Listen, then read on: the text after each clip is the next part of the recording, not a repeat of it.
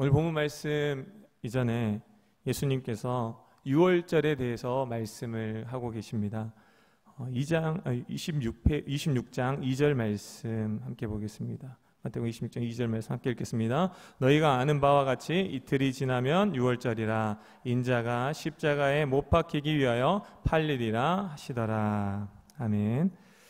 예수님이 십자가에 못 박히기 위해서 오셨다라고 말씀하셨고, 이제 그 일이 곧 이루어진다라고 말씀하시는 날이 이제 유월절입니다. 예수님께서 이렇게 십자가에 죽으시는 것은 어느 한순간에 충동적으로 일어난 사건이 아니라 하나님께서 창세기 3장에서 이미 말씀하신 약속을 이루고 계신 그 신실하신 하나님의 약속의 성취 가운데 있는 것이죠. 출애굽 당시에 양이 대신 죽은 그 유월절, 양이 대신 죽은 것을 통해서도 이제 그 어린 양 대신 예수 그리스도가 우리를 대신해서 죽으셔야 우리가 구원을 받는다라는 것을 다시 한번 보여주셨죠. 그런데 이번에는 예수님이 직접 스스로 제물이 되셔서 그들을 구원하실 것이다 라는 것을 말씀해 주신 것이 유월절을 해석해 주시는 예수님의 말씀이었습니다. 이 일을 이루기 위해서 하나님은 창세기 3장에 이미 약속하셨고 그 일을 신실하게 이스라엘의 역사를 통해서 경험하게 해주셨습니다. 양을 잡는 제사를 통해서 우리의 죄가 사해지고 하나님과의 관계가 회복되는 것을 계속해서 보여주셨습니다. 그러기 위해서 예수님이 오셨고 그 일을 이루시기 위해 십자가에 달리실 것을 말씀하셨죠. 그래서 하나님의 어린 양 되신다라고 말씀하신 것은 예수님 자신을 내어주시고 물과 피를 쏟아 우리의 대속물이 되어주시는 그 주님께서 희생하신 그 하나님의 사랑을 실제적으로 보여주신 사건을 말씀하시는 거예요. 그리고 나서 오늘 본문 말씀으로 오면 마리아가 예수님께 향유를 붓는 사건이 나옵니다. 이 마리아는 나사로의 누이고 마르다의 동생 마리아라고 요한복음에 기록되어 있어요. 7절 말씀을 세번역 성경으로 보면 이렇습니다. 함께 읽겠습니다. 한 여자가 매우 값진 향유 한 옥합을 가지고 와서는 음식을 잡수시고 계시는 예수의 머리에 부었다. 이 사건이 일어난 것은 유월절에 대한 말씀을 하시고 또 주님께서 제자들과 함께 유월절 만찬을 하시기 직전에 일어난 일이에요. 향유를 부은 마리아 사건. 근데 여인이 부은 향유의 값은 300데나리온에서 이렇게 노동자의 1년치 연봉이다라고도 이야기를 하지만 이 여인에게는 그 숫자적인 계산으로 매길 수 없는 자신의 전부였던 것 같아요. 자신의 전부를 예수님의 머리에 부었습니다. 근데 그것을 본 제자들의 반응이 26장 8절 9절 말씀이에요. 함께 읽겠습니다. 제자들이 보고 분개하여 이르되 무슨 의도로 이것을 허비하느냐? 이것을 비싼 값에 팔아 가난한 자들에게 줄 수 있었겠도다 하거늘. 제자들이 이 여인의 향유를 부은 모습을 보고 어떻게 평가합니까? 허비하였다라고 평가를 해요. 다른 성경에 보면, 번역 성경에 보면 낭비했다, 이것은 한심한 일이다 라고 평가를 했다라는 거예요. 효율적이지 않다, 미련하다, 그렇게 쏟아버리다니 라고 한 것이죠. 그런데 예수님의 반응은 어떻습니까? 10절 말씀을 함께 읽겠습니다. 예수께서 이것을 보시고 그들에게 말씀하셨다. 왜 이 여자를 괴롭히느냐? 그는 내게 아름다운 일을 하였다.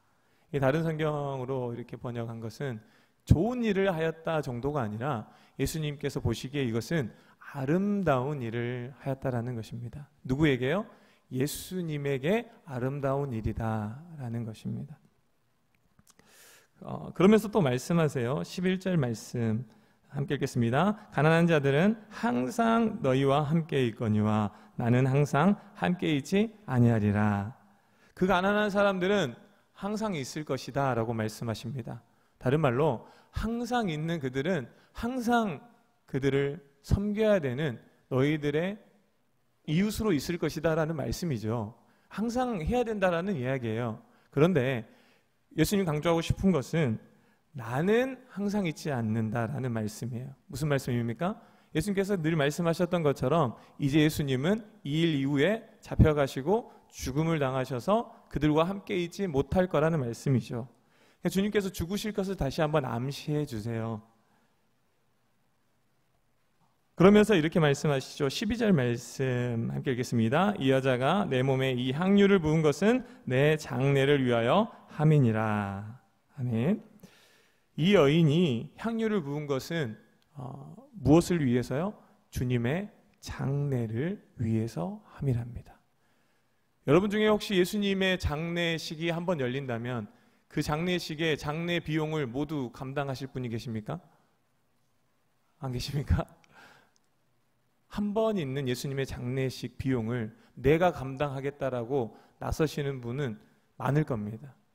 그게 만약에 진짜 예수님의 장례식이라면, 그렇죠? 이 여인이 이 일을 했다라는 거예요. 두 번 다시 없을 예수님의 장례, 그 장례를, 사실 향유를 붓는 것은 죽으신 이후에 해야 될 일이지만 이 여인은 살아있는 예수님을 보고 향유를 부은 거예요. 그게 무슨 말입니까? 예수님 돌아가세요 라는 거죠. 예수님 돌아가신다면서요. 그러니까 죽기 싫은 사람 입장에서는 내 앞에 향유를 부으면 그것이 얼마짜리라 하더라도 싫겠죠. 그러지 않겠습니까? 살아계신 부모님에게 수의를 입힌다고 하는 것, 아무리 그게 비싼 수의라고 할지라도 수의를 입히는 것은 어떤 의미입니까? 이제 돌아가시면 입으실 거니까 한번 입어보세요 라는 거잖아요. 얼마나 이게 무례한 것입니까? 근데 예수님은 이것을 아름다운 일로 여기고 계세요. 왜요? 예수님은 이 여인을 위해서, 또한 온 인류를 위해서 이 일을 하기 위해 오셨기 때문에 그렇습니다. 이 여인은 아직 죽지 않으신, 그러나 죽으실 예수 그리스도의 장례를 먼저 준비한 일을 했던 것입니다. 주님의 십자가 죽음에 대해서 주님께서 계속 제자들에게 말씀하셨어요. 내가 온 것은 대속물로 자기 자신을 내어주려 왔다라고 말씀하시면서 내가 팔릴 것이고 죽을 것이라고 말씀하셨는데 제자들은 감히 묻기도 두려워했다고 그랬어요. 예수님의 그 말씀을 감당하지를 못했어요. 왜요? 제자들은 예수님이 살아 계셔야만 했기 때문이에요. 예수님이 계셔야 했습니다. 제자들에게는. 그러니까 그런 제자들과 달리 주님의 말씀을 새겨 듣고 받아들이기는 싫지만, 주님이 살아 계시면 좋겠지만 주님이 죽으시는 것이 내게 가장 좋은 일이라고 말씀하시니까, 나를 위해서라고 말씀하시니까 그 죽음을 받아들이고 내가 할 일을 하는 거죠. 나는 주님이 필요하지만 나를 위해 주님이 잃어버리셔야 된다라고 하면 그 말씀을 믿고 내가 주님의 장례를 준비하겠습니다 라는 모습이었어요. 그러면서 예수님께서 이 여인이 한 일에 대해서 이렇게 말씀하세요. 13절 말씀입니다. 함께 읽겠습니다.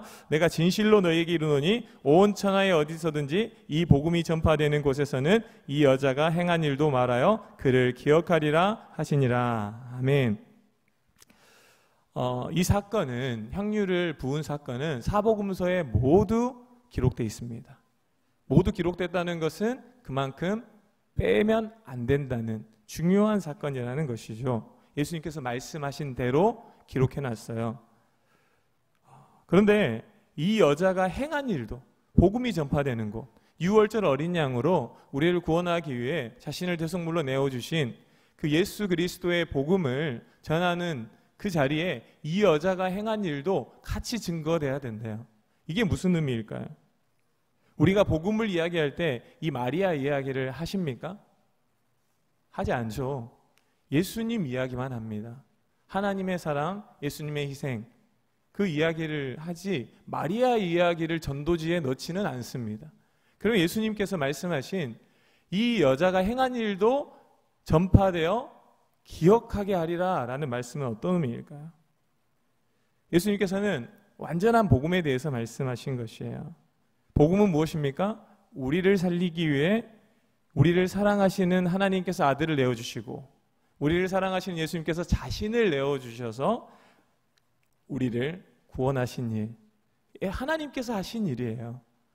내가 한 것 없이 하나님께서 나를 사랑하시기 때문에 하신 일, 예수님께서 나를 사랑하시기 때문에 하신 일, 그것이 바로 복음입니다. 복음을 전하는 그 일은 완전한 복음입니다. 하지만 이 복음이 우리에게 온전해지는 것을 말씀하는 거예요. 정말로 이 복음이 우리에게 진짜 복음이 되는 것은 어떤 모습으로 나타나야 된다고요? 이 여인이 행한 것 같은 모습이 나타나야 된다라는 말씀인 것이죠. 주님을 사랑하는 마음 때문에 자신을 내어드리는 일이 있어야 된다라는 거예요. 복음의 능력에 대해서 이야기를 하는 것입니다. 복음의 열매에 대해서 이야기를 하는 것이에요. 이 여인은 어떤 상태냐면 우리가 보기에는 허비한 것처럼 보이실 수도 있어요. 낭비한 것처럼 보일 수도 있지만 이 여인이 아낌없이 자신의 것을 예수님께 드릴 수 있었던 그 마음을 주목해 보셔야죠. 그 마음이 어떤 마음일까요? 주님을 사랑하는 마음입니다. 얼마나 사랑했길래, 그렇죠, 얼마나 사랑하길래. 우리가 부모님들이 자녀를 사랑하는 것, 사랑하는 남녀가 서로를 위해서 자신을 내어주는 것을 보고 아깝다, 허비한다, 낭비한다라고 말하지 않습니다. 어떻게 평가합니까? 얼마나 사랑하면, 그 사랑이 얼마나 크면, 이렇게 표현을 하죠. 그것과 같은 것이죠. 하나님은 세상을 사랑하사 우리를 구원하시려고 독생자 예수 그리스도를 아낌없이 내어주셨습니다. 그래서 로마서 8장 32절에 이렇게 말씀해요. 함께 읽겠습니다. 자기 아들을 아끼지 아니하시고 우리 모든 사람을 위하여 내주시니가 어찌 그 아들과 함께 모든 것을 우리에게 주시지 아니하겠느냐. 아멘. 믿으라는 말씀입니다. 하나님이 우리를 사랑하신다는 것을 믿으라는 말씀이에요. 우리가 우리를 사랑하는 것보다 하나님이 우리를 더 사랑하십니다. 내가 내 자녀를 사랑하는 것보다 하나님이 내 자녀를 더 사랑하세요. 이걸 믿으라는 거예요. 그 하나님이 좋은 것은 우리에게 왜 주지 않겠느냐라는 거죠. 하나님께서 진심으로 나를 사랑하신다는 걸 믿으라는 거예요. 그런데 우리는 왜 하나님의 사랑을 실제로 경험하면서 누리면서 살지를 못할까요? 성경에 보면 요한복음 12장 25절에 이렇게 말씀하고 있습니다. 읽겠습니다. 자기의 생명을 사랑하는 자는 잃어버릴 것이요 이 세상에서 자기의 생명을 미워하는 자는 영생하도록 보존하리라. 아멘. 이게 무슨 말씀입니까? 자기를 사랑하는 자를 이야기하는 거예요. 하나님의 사랑을 우리가 실제로 경험하지 못하는 그 장애물이 어디에 있냐면 우리 안에 내가 나를 너무 사랑하는 것입니다. 사람은 태어나면서부터 가진 지독히 자신을 사랑하는 자기 사랑이 있습니다. 이것이 인간의 죄성이라고 합니다. 요한복음 12장 25절 말씀해 보면 자기 생명을 사랑하는 자는 잃어버릴 것이래요. 그런데 자기의 생명을 미워하는 자는 보존하리라 말씀하시잖아요. 자기의 생명을 미워한다는 것은 자신을 학대하라는 의미가 아닙니다. 다른 말로 자기를 향한 지독한 사랑을 버리라는 말이에요. 그러지 않고서는 하나님의 사랑을 누릴 수 없다라는 것입니다. 내가 너무 나를 사랑하면 하나님이 나를 사랑하시는 것을 누릴 수가 없대요. 지독한 자기 사랑을 버린다. 어떤 의미로 와닿으십니까? 나만을 위해 살고 나만의 행복을 추구하는 이기심과 욕심을 버리라는 이야기입니다. 내가 나를 가장 사랑하기 때문에 내가 나를 가장 위하고 내가 나를 위해 살지 않으면 안 된다라는, 그래서 이기심과 욕심으로 선택하고 결정하고 말하고 행동하는 부분을 이야기하는 거예요. 자기를 아끼지 않고 이웃을 사랑하는 자는 자기를 아끼지 않고 나를 사랑하신 예수 그리스도의 사랑을 온전히 누릴 수 있습니다. 다른 말로 우리가 하나님의 사랑을 온전히 누리지 못하는 것은 내 자신을 너무 사랑해서 하나님의 마음을 알지 못하는 데서 있는 것이. 사랑하지 않는 자는 사랑을 알지 못합니다. 내가 사랑해 본 적이 없는 사람은 하나님의 사랑이 무엇인지 지식적으로는 알고 말할 수는 있겠지만 실제로 그 사랑이 내 안에 머물지는 못하는 것이죠. 요한일서 3장 14절 말씀 함께 읽겠습니다. 우리는 형제를 사랑함으로 사망에서 옮겨 생명으로 들어간 줄을 알거니와 사랑하지 아니하는 자는 사망에 머물러 있느니라. 주께서 말씀하세요. 사랑하지 않는 자. 이 사랑은 사랑한다고 말로 고백하는 게 아니고요. 내가 실제로 내 자신을 들여서 사랑하는 것입니다. 그럼 복음의 비밀이 여기에 있습니다. 내가 천국이 되었는가? 열매를 보아야 안다라고 말씀하셨습니다. 지독한 자기 사랑의 마음이 변하지 않는 채 하나님이 나를 사랑하신다는 것만 복음으로 생각하면 지옥 안 가고 천국 가려는, 저주 안 받고 축복 받으려는, 내가 더 받고 더 누리려고 하는 그 사람은 예수님을 믿는 진정한 복음을 누리지 못하는 것이죠. 여러분, 예배를 왜 나오십니까? 받으려고 나오는 것은 사악한 것입니다. 하나님 더 주세요라고 나오는 것은 얼마나 치사한 건지 모릅니다. 하나님께 드리려고 나와야 됩니다. 이미 받았기 때문에 드리려고 나오는 거예요. 우리가 자녀들이 있으시면 그를 사랑하기 때문에 내 자녀를 죽음에 내어주기까지 내어줬어요. 근데 그것을 받아서 살아난 사람이 우리에게 다시 찾아와서 차 좀 사주십시오. 집 평수 좀 늘려주십시오. 이걸 요구하면 여러분 어떻게 말씀하시겠습니까? 그만두십시오. 당신에게 아들을 내어주신 분에게 무슨 얘기를 하고 계신 것입니까? 라고 말리지 않겠습니까? 저분이 당신 때문에 아들을 희생하셨잖아요. 그런데 뭘 더 달라고 그분에게 요구를 하십니까? 이제 자신의 전부를 그분에게 드리기로 결정하고 나아가야지 않겠습니까? 왜요? 여전히 자기 사랑에만 머물러 있는 거예요. 여전히 자기 사랑을 구하는 거죠. 예수님을 믿는 복음은 천국을 가는 보험 정도로, 여러분 예수를 믿는 것이 천국 가는 보험입니까? 그러지 않기를 예수님의 이름으로 축복합니다. 보험 증권 하나 가졌다고 생각하시면 안 됩니다. 예수님은 우리에게 보험증을 주려고 죽으신 것이 아니라 자기 자신을 내어주신 하나님의 사랑을 우리가 온전히 누리게 하려고 자기 자신을 내어주신 것입니다. 여러분 진정 행복한 삶을 살고 싶습니까? 그러려면 하나님이 나를 사랑하심을 믿고 이제 나 자신을 위해서 사는 삶을 멈추고 하나님이 말씀하신 대로 이웃 사랑을 하는 삶으로 나아가야 합니다. 주님께서 말씀하셨습니다. 하나님의 사랑이 곧 이웃 사랑이라고 말씀하셨습니다. 반대로 돌려보세요. 이웃을 사랑하는 자가 하나님을 사랑하는 것이다 라고 말씀하셨습니다. 가장 가까운 이웃은 누구입니까? 십계명에 가장 가까운 이웃을 말씀해 주셨어요. 부모님입니다. 부모님을 사랑하는 것. 자식 사랑은 왜 넣지 않았을까요? 자연스럽기 때문입니다. 자식 사랑은 자기 사랑이랑 연결되어 있어요. 부모 사랑은 하나님 사랑과 연결되어 있습니다.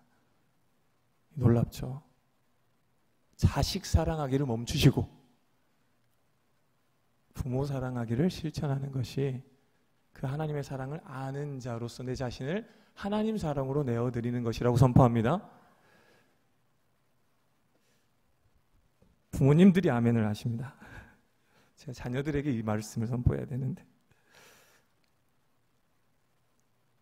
요한일서 4장 18절 말씀, 요한일서 4장 18절 말씀입니다. 함께 읽겠습니다. 사랑 안에 두려움이 없고 온전한 사랑이 두려움을 내쫓나니 아멘.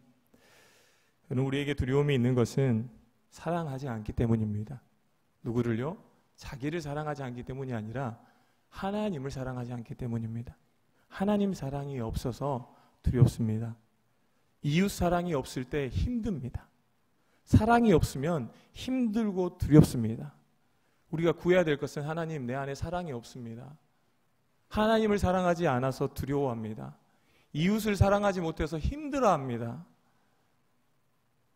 사랑을 주십시오라고 기도할 수 있어야 되는 것이죠. 오늘날 대부분의 정신적인 질병, 모두 다는 아니지만 불면증이나 우울증 이런 상처들은 이렇게 평가를 한다고 그래요. 자기를 너무 사랑해서 찾아오는 거래요. 자기를 너무 사랑해서 자기 연민에 빠집니다. 내가 불행한 걸 못 보는 거예요. 내가 힘든 걸 못 견딥니다. 내가 아픈 걸 못 보는 거예요. 병든 자기의 자기 연민에서 비롯되는 그 정신적인 질병이 있다고 그래요. 내가 아프고 내가 힘들고 내가 어려운 것은 보지 못합니다. 온통 관심이 어디에 있어요? 나에 있습니다. 여러분, 미국에서 가장 유행하는 이단이 있답니다. 그 이단의 이름은 자기숭배라고 합니다. 자기숭배입니다. 자기숭배. 호세아서 8장 4절에 보면 우상에 대해서 말씀하시면서 그렇게 말씀하세요. 자기를 위하여 우상을 만든다라고 합니다. 우상을 섬기는 이유가 뭐예요? 나를 위해서예요. 왜 이스라엘 백성들이 가나안에 들어가지 못하고 광야를 맴돌았습니까? 가나안에 들어가는 것은 나를 힘들게 하는 것이기 때문에 내 목숨을 빼앗을 수도 있다라는 생각에서였습니다. 부흥을 경험하지 못해요. 심지어 어떤 사람들은 애굽으로 다시 돌아가자라고 합니다. 애굽이 좋다는 거예요. 하나님의 말씀 따라 사는 것은 너무 힘들다라고 하는 것입니다. 하나님을 오해하는 것이죠. 여러분, 하나님께서 나를 사랑하심을 믿고 자신을 너무 사랑하지 마십시오. 자기 자신을 너무 사랑하지 마세요. 하나님께서 사랑하시는 이웃 사랑을 실천하며 나를 잃어버리는 저와 여러분이 되길 바랍니다. 나를 잃어버릴 때 나를 온전히 사랑하신 그 사랑을 내가 누리게 되는 것입니다. 나를 잃어버리는 길은 이웃을 사랑하는 것입니다. 사랑은 말로만 하는 게 아니라 행함과 진실함으로 하는 것이라고 말씀하셨습니다. 요한일서 3장 18절 함께 읽겠습니다. 자녀들아, 우리가 말과 혀로만 사랑하지 말고 행함과 진실함으로 하자. 아멘. 내 자신을 사랑하는 그 열심을 가지고 이웃을 사랑하라고 합니다. 부모님을 사랑하라고 합니다. 자녀 말고 주변 하나님이 사랑하는 그들을 사랑하라고 합니다. 그럼 자녀는 미워해야 되나요? 그런 의도로 해석하시면 안 됩니다. 자녀 사랑은 당연한 거니까 하나님이 그를 더 사랑하신다는 것을 믿고 하나님께 맡기는 훈련을 해야죠. 이웃에게 자신의 재정의 일부를 나누고 시간을 나누고 땀을 나누고 칭찬을 나눠보기 시작하면 천국을 경험하게 될 것입니다. 하나님이 나를 이렇게 사랑하시는구나 라는 것을 경험하게 됩니다. 말씀을 마칩니다. 예수님의 6월절 어린 양 되셔서 죽으시는 것과 마리아가 향유를 쏟아 허비하는 사건이 오버랩됩니다. 겉으로 보면 둘 다 허비하는 것처럼 보이고 낭비하는 것처럼 보입니다. 예수님이 십자가에 쏟으신 것은 믿음의 눈으로 보지 않으면, 구원을 필요로 하지 않는 사람의 눈으로 보면 낭비하는 것입니다. 세상의 기준으로 보면 억울함과 비통함만 남는 인생입니다. 그러나 주님의 희생을 통해야 주님의 희생이 없이는 하나님과 관계가 회복되지 않고, 하나님과 관계가 회복되는 것은 그 하나님의 사랑이신 예수 그리스도를 믿는 것밖에 없다는, 우리에게는 가장 소중한 낭비이고 아름다운 낭비입니다. 하지 않으면 우리가 살아나지 못한 낭비죠. 마리아의 사랑은 어떻습니까? 아낌없이 전부를 내어주는 사랑이었습니다. 너무 사랑하기 때문에. 얼마나 사랑하길래, 자신을 사랑하시는 주님의 마음을 알았기 때문에 자신의 전부를 드릴 수 있었습니다. 자신에게 좋은 일이 아니라 예수님에게 좋은 일을 했는데 그녀에게 가장 좋은 일이 일어나는 것이죠. 예수님의 사랑을 누리는 것입니다.